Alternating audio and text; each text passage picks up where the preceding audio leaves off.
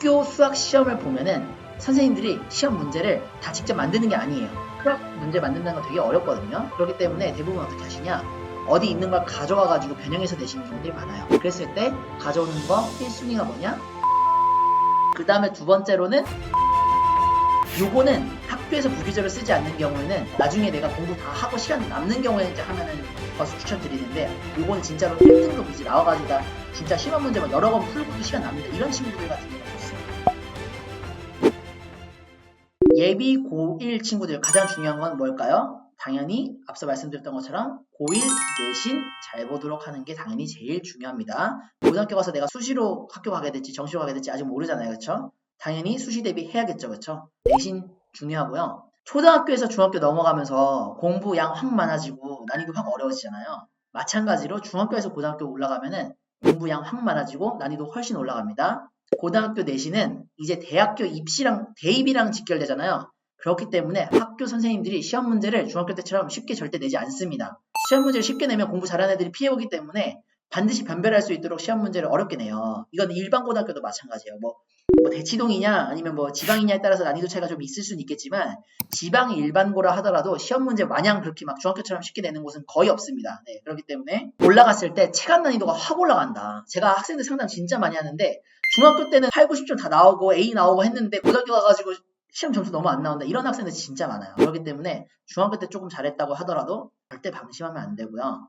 고1 1학기 내신 대비 잘 보도록 하는 것에 가장 시간 많이 써야 된다. 이렇게 말씀드리겠습니다. 그랬을 때 이제 과목별로 얘기를 드리면 수학 어떤 거 해야 되냐? 공통수학 1, 공통수학 2, 심화 문제 하는 거 집중하기. 그래서 저희 학원 교재를 따지면 뭐 개념 유형, 뭐 응용심화 이렇게 있죠. 그래서 개념서부터 시작해서 심화서까지 한 권씩은 꼭 진행을 한 다음에 저희가 맨날 강조하는 교육청 모의고사 기출문제 최근 5개년 플러스 알파 시간 되는 만큼 풀고 가는 것. 이게 가장 중요합니다.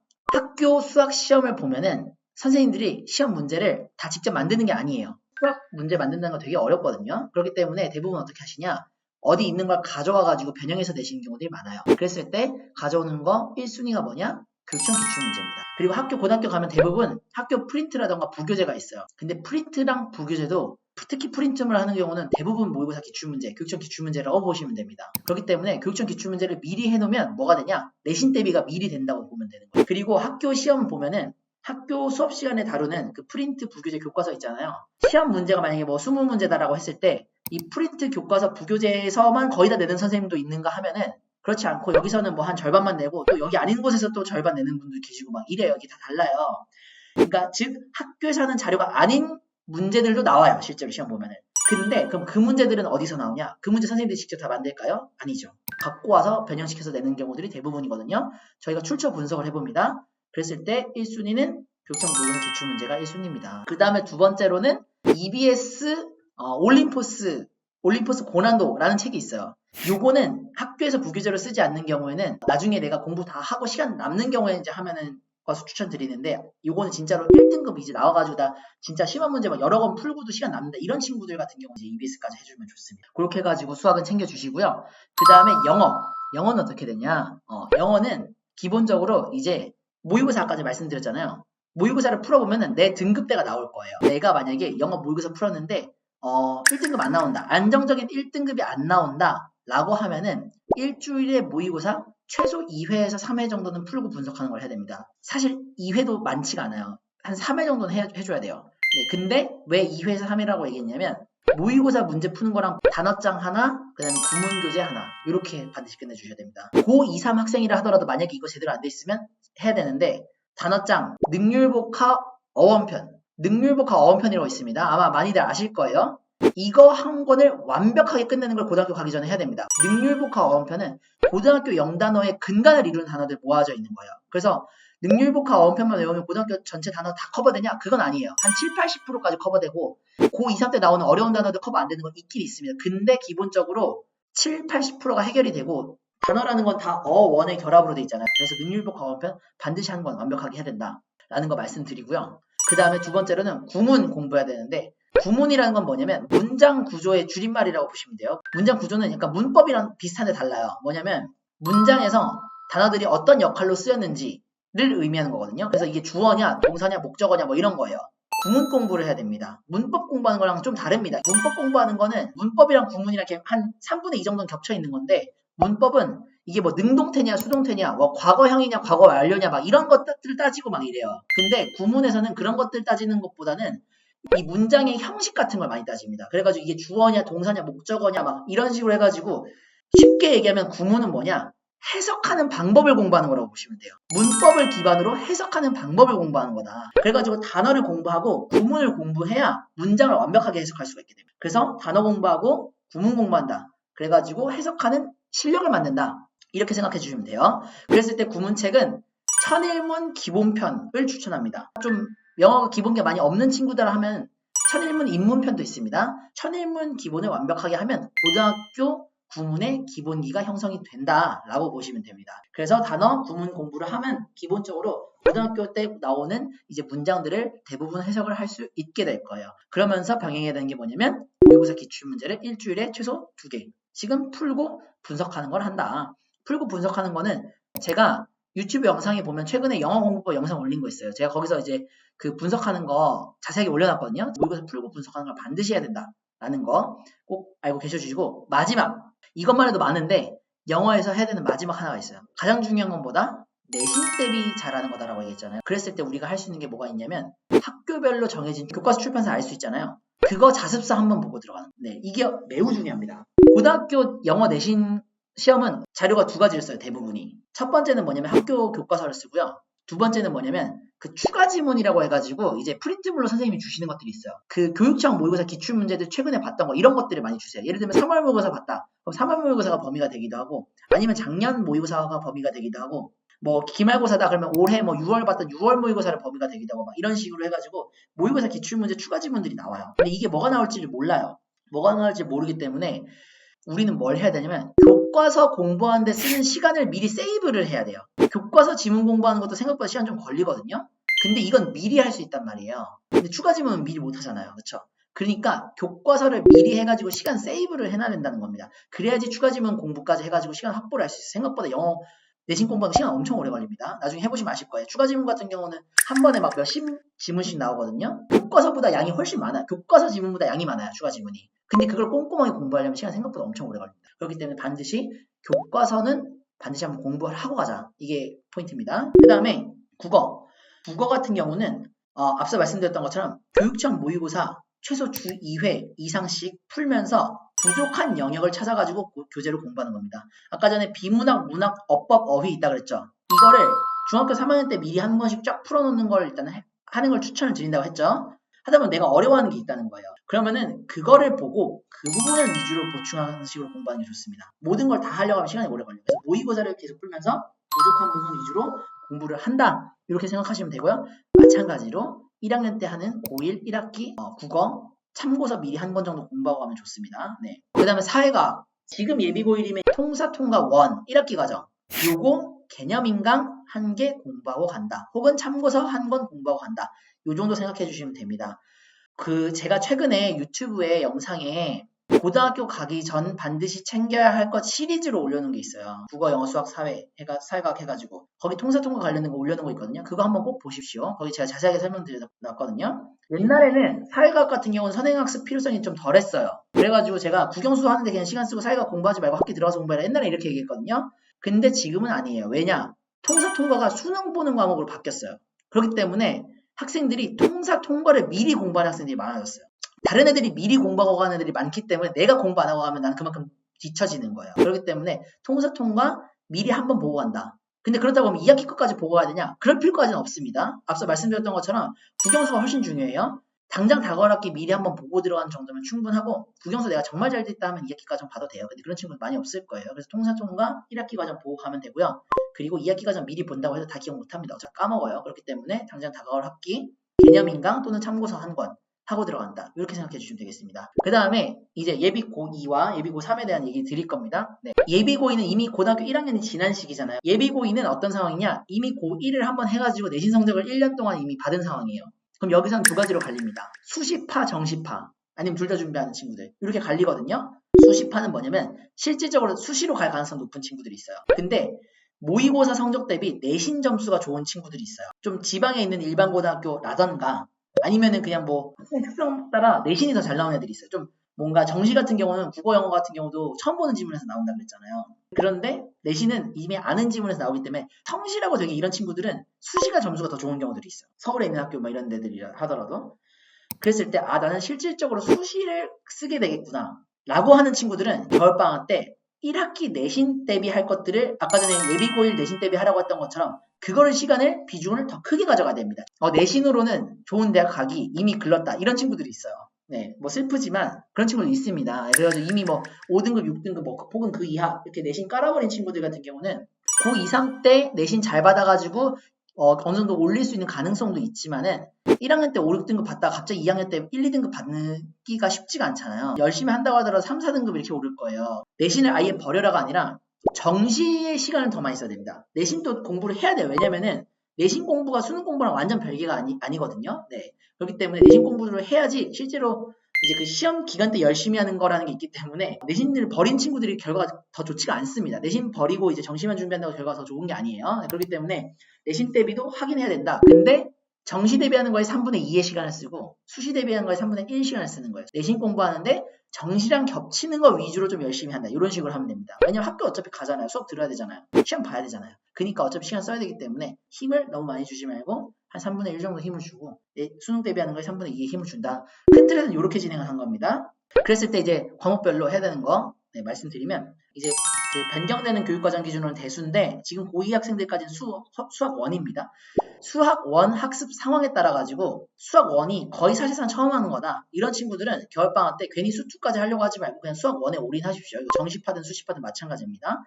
근데 수학 1이 어느 정도 돼 있다 하면은 수학 2 개념 정도 같이 봐주면 좋습니다. 그렇게 진행을 하고 고2 때 선택 과목으로 진행하는 학교들이 있어요. 확률과 통계라던가 뭐 미적분은 고2 때는 안 하는데 확률과 통계라던가 이런 거 이제 고2 때 진행하는 학교들이 있거든요.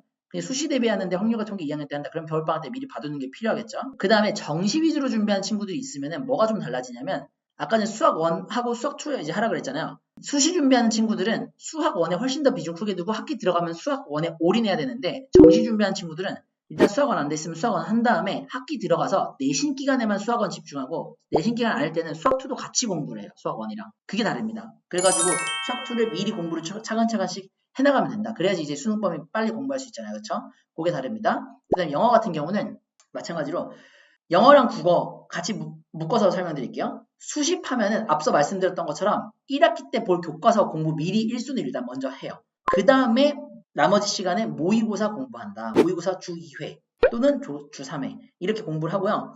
정시파면은 학기 때 공부할 거 미리 하지 마세요. 아까 제가 교과서 같은 거 미리 한번 보라 그랬잖아요. 사실상 정시파다. 그러면은 방학 때 교과서 보고 이런 거 하지 말고 그냥 모의고사만 일주일에 주 3회에서 시간 만약에 뭐 된다 하면은 주 4회, 5회 최소 주 3회씩 이상 풀고 분석하는 거. 풀고 분석하는 방법 제가 영상에 올려놨다 그랬죠. 네, 보시면 됩니다. 영어, 국어 마찬가지입니다. 하면서 모의고사를 기반으로 하다 보면 뭐가 되냐면 내가 지금 몇 등급인지 파악이 되고요. 풀다 보면은 내가 부족한 영역이 보여요.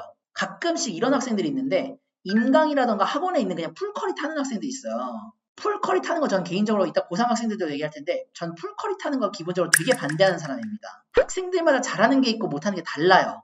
근데 인강이라던가 이런 거 풀커리는 뭐냐면 애들이 뭘 잘할지 모르고 일단 필요한 거 그냥 다 깔아놓은 거예요.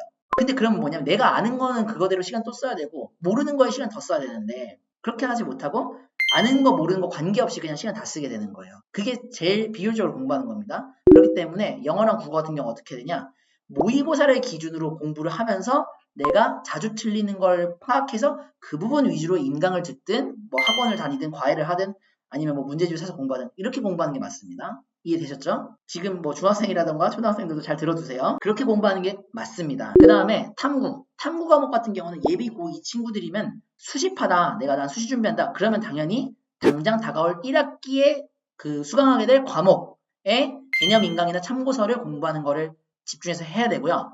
만약에 내가 정시파다. 그럼 당장 다가올 1학기 과목이랑 별개로 내가 수능 볼 과목 있죠. 두 과목 보죠. 그쵸? 두 과목 그거에 대한 개념 인강 또는 참고서 1회독하면 된다. 인강 같은 경우 보통 한 30강 내외 되거든요. 그러니까 하루에 강의 한 개씩 들으면은 두 달이면 딱 두 과목 들을 수 있어요. 개념 인강 한 개 정도 듣고 간다. 이렇게 생각해 주시면 충분합니다. 예비 고3 이제 다가올 이제 고3 학생들이죠. 수능 대비하는 학생들. 지금 아마 여기 들으시는 분 중에 뭐 고3 많지 않을 텐데 나중에 고3 다 될 거잖아요. 그렇죠? 그러니까 집중해서 들어주세요. 고3도 마찬가지로 역시 수시파랑 정시파가 있겠죠? 수시파면 앞서 말씀드린 것처럼 수시가 뭐 3분의 2 하면서 정시 대비 병행해야 되고요. 정시파면은 이제는 그냥 수능 대비 올인한다. 이렇게 생각하면 됩니다.